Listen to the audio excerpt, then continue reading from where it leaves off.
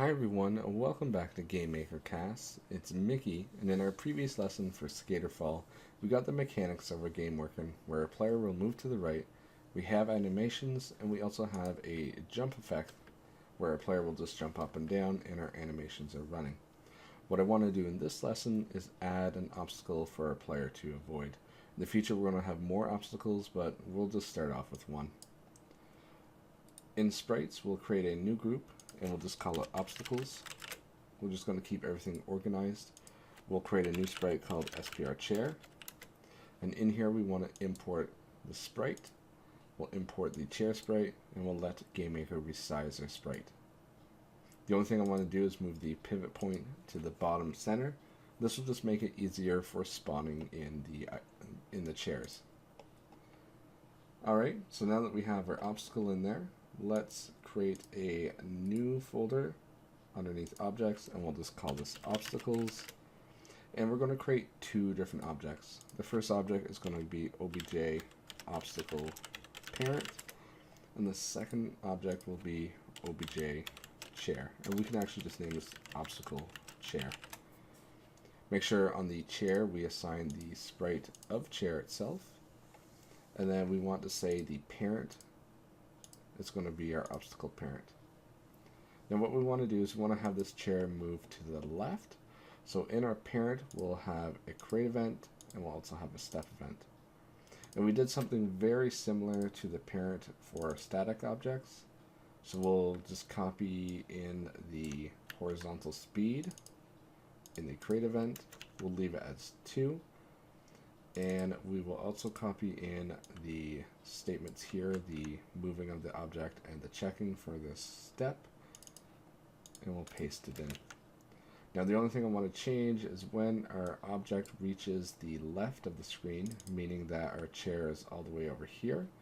I don't want to reuse this chair, so I'm going to instance destroy, just meaning I'm going to get rid of it.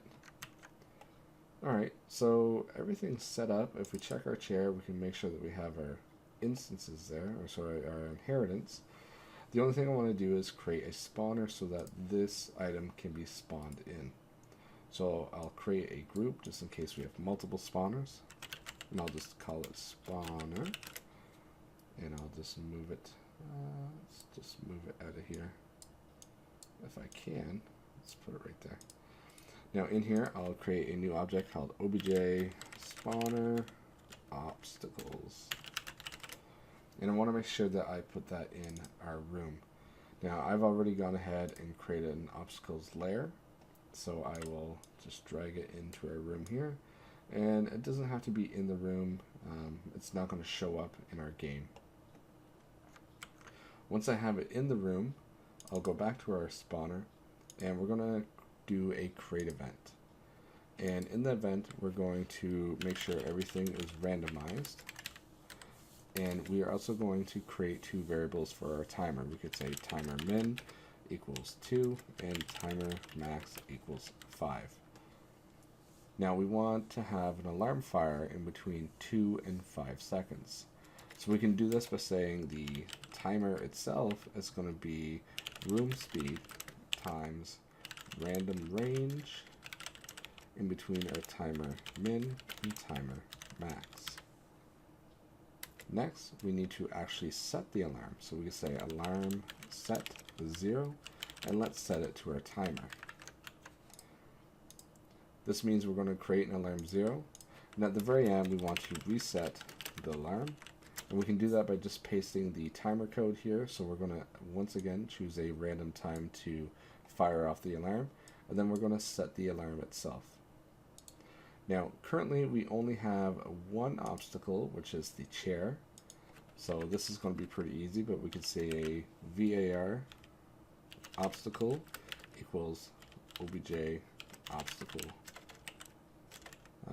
Sorry, I can't spell right now. Obstacle, there we go, chair. In the future, what we could probably do is to say choose, and we could fill in the different obstacles. Right now we only have one. You know what, I'll just leave it like that to keep it ready for the next lessons. So now that we have chosen our chair, we're going to instantiate it and then move it into place. So to do this, we need to declare two more variables. We'll say xx equals room width, and let's just set it to something like room width plus 64. And the only reason we're doing this is because we really want it to spawn outside of the room, so we're spawning it way over here on the right. We'll also use a variable yy for the y position, and we'll just set it to room height. So once again, it will spawn way over here on the left, and it will spawn right at the bottom of our game.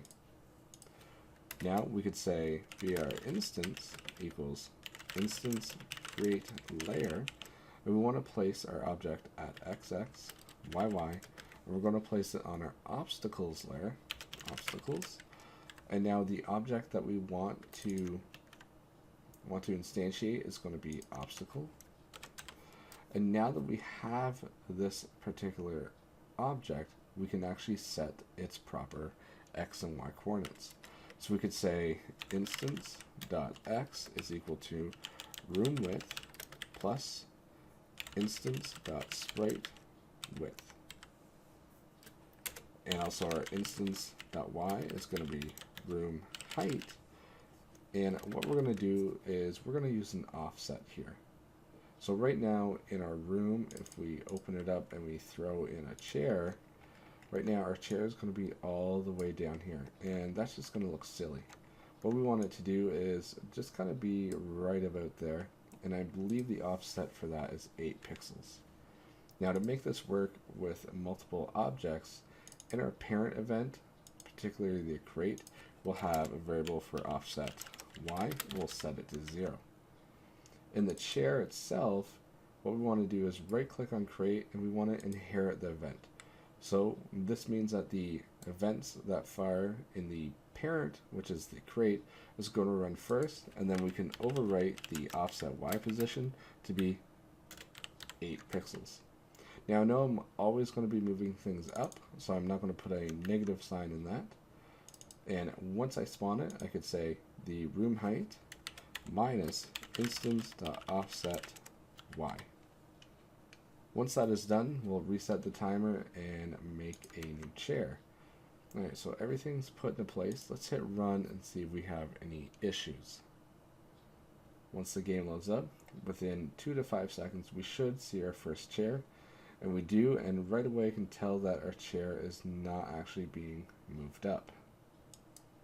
Alright, so what did we do wrong here? And that is definitely wrong, so we'll fix our instance.y position.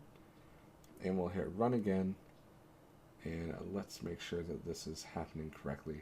Nice. So our chair is moved up wherever we spawn in. Now the next thing we want to do is, if we run into the chair, we don't want our player to move. We can do this by opening up our player itself, and we will create 2 variables in the create event. Our first variable will detect whether or not we have collided, so we say has collided with obstacle, and we'll set it to false. And once again, I can't spell obstacle. I must be spelling it too much. Alright, now that we know if we've collided with the obstacle, we also need to know that what the obstacle speed is. So we'll say obstacle speed equals 0. So we'll create a new event, collision, obstacles, and make sure we choose the parent event. And now what we don't want to do is say has collided with obstacle equals true, and we also want to say the obstacle's speed is going to be whatever we hit dot horizontal speed. So whatever we hit for the obstacle, in our case chair, our variable obstacle speed is going to be set to the horizontal speed, which comes, from our parent. So it'll be set to 2. Let's make that lowercase, and we'll just make it lowercase on the crate. Alright, so now that we know that we can hit this obstacle, we need to make sure that we don't move if we've hit it. So we could say if collided with obstacle equals false, then we want to do this code here, which will move us. Otherwise, we know that we've hit the obstacle. we'll say x minus equals obstacle speed, and that will move us to the left. Let's try this out by running the game. Right, and we'll wait for our first chair to come in, and once our player hits the chair, we should stop moving and start going to the left. Alright, perfect. We can just jump out. Actually, we can't jump out. So what we're not doing is we're not resetting our variable here. So even though we've collided, we're not telling anything that we haven't collided with that variable. Sorry, that obstacle. We can easily do this by just saying reset obstacle collision variable. At the bottom of our step script, we'll just set it to false. So what's going to happen is the game is going to run. It's going to come in here, and it's going to collide with the parent, which will come into here. Our obstacle speed will take over, and then we'll reset our collision.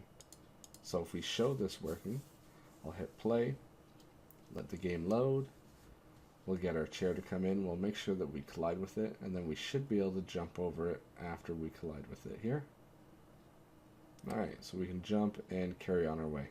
Now the only thing that we'll notice is if we jump into a chair like this, we're kind of stuck in the chair, and that's not really what we want. We want the player to jump on top of the obstacle and then roll off.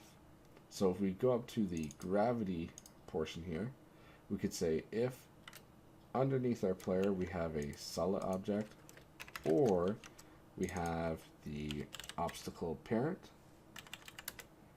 then we'll come into here and we will say, well, there is no solid object underneath us, plus or minus 1, and there is no obstacle underneath us, plus or minus 1, then move our Y position down by 1 until we hit one of these two, either the solid or the obstacle. Now if we hit play, we should be able to jump on top of the chair, and we will just roll off. So let's make sure that this is going to work. So let's try and jump on top of the chair. Perfect. And then we kind of roll off. If we have larger items like desks, this will work pretty good. Also things like rails or whatever else we're going to put in the game, we can just kind of roll off the object, and we can also hit the object and we'll stop moving here. Now our animation is still playing, and that's not something I'm really going to worry about for now. I think this is a good stopping point. The next lesson will probably introduce another obstacle, hopefully, and we'll get the score going. And what we should do is probably put in the mechanic to say if our player is unable for some reason to jump over this chair and they go off the screen, we want to make sure that they die. So I'll have to implement that as well. But for now, I'd like to thank you for watching, and I hope to see you in the next lesson.